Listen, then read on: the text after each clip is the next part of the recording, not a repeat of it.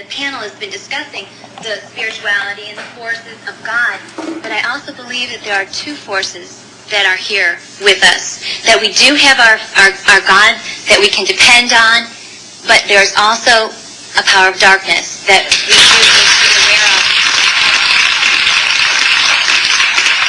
And that's where the choices begin. Do you believe that you can choose between one or the other? Most absolute, definitely. Yeah. Now, Marianne Williamson says in her book, Return to Love, that we're always walking in the direction of one or the other, that all of your actions in life, either you're moving toward the darkness or you're moving toward the light. Right. She calls it fear and love. There's this wonderful book called Ishmael by Daniel Quinn, which is, anyway, it's a gorilla talking, but anyway, it talks about, one of the points it brings out is one of the mistakes that human beings make is believing that there is only one way to live, that we don't accept that there are diverse ways of being in the world, that there are millions of ways to be a human being, and many ways, many paths to what you call God. And her path might be something else, and when she gets there, she might call it the light.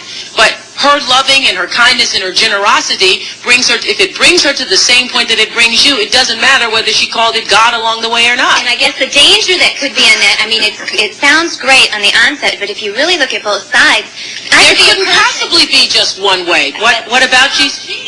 What about Jesus? I raised him up in this whole discussion, and you say there isn't only one way. There is one way and only one way, and that is through Jesus. There couldn't possibly be with the millions of people in the world. There couldn't possibly be. Because you intellectualize it and say there isn't. If you don't believe that, you're all buying into the lie. But that makes you right. Do you think that if you are somewhere on the planet,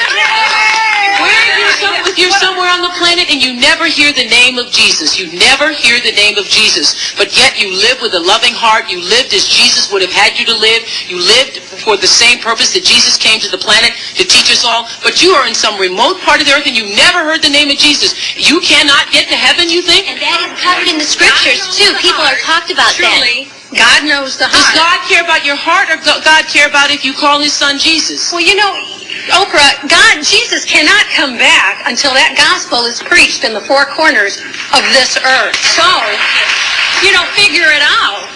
Okay, I can't get into a religious argument with you. It's not religion.